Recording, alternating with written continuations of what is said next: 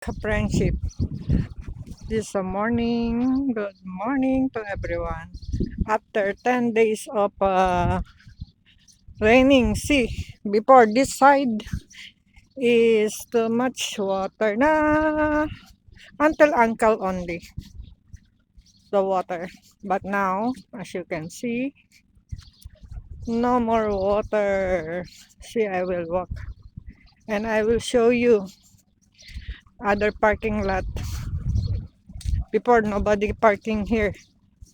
See now. Oh, they can park now again. And they can make park here. Oh, see. Mayroong mud pa. Putik-putik na konti. Pero dati to hanggang alag-alakan sa mga viewers ko na English until uncle. Okay? Ayan. Ayan ang park. Nagwa-walking na ang iba. Dadaling ko kayo doon. See? Tumigas na mud, na putik na lang siya. Mud. It's like mud clay. Before, no still water. No one park here. Now, oh, nakakapag-park na sila. They can park again. Yeah. I will show you the other side na medyo malalim ang tubig. Masabi ko na siguro hindi pa sa paa, malapit na sa binti. Oh, ayan. Nakakapag ano na, oh. See, dito ako nag-walk sa dating may tubig. Dati may tubig to. Ngayon, ganda ng sikat ng araw, oh. Maganda sa umaga ang mag-walking, healthy. Ito ang park. Yan. Dati dyan lang ang tubig. Dito may tubig. Diyan lahat nakapark ang mga sasakyan. Diyan sa side na yan.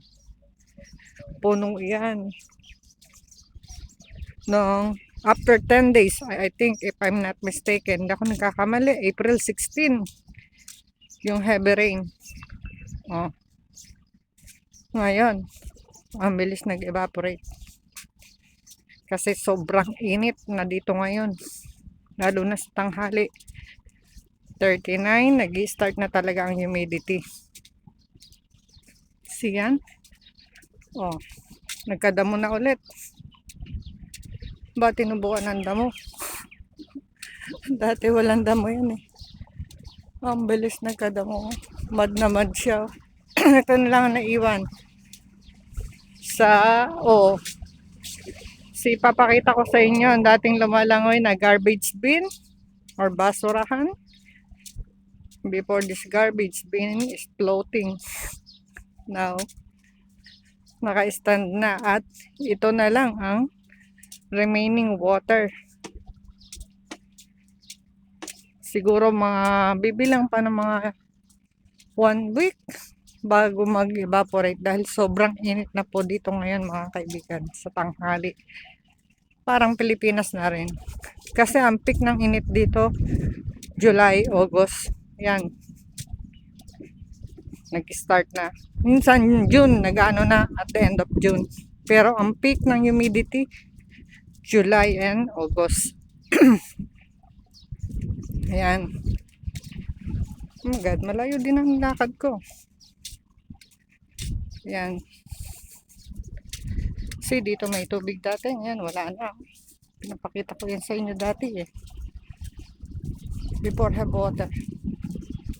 After 10 days, mga ka-friendship or mga kaibigan sa Tagalog, ito na lang ang tubig.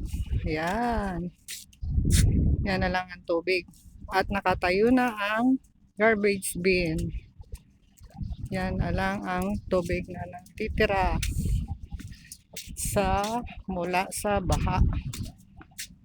Yan na lang ang remaining. Nag-evaporate na siya. Yan na lang ang natitirang tubig sa gilid ng park. Parang maliit na kanal na lang siya. Dati parang siyang maliit na small lake. Ayan, oh. Ayan. Yan na lang natitirang tubig after the rain. Yan na lang natitira until here.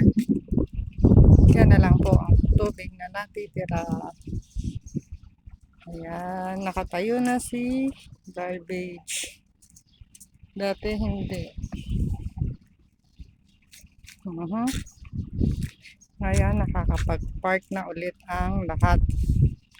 That's it.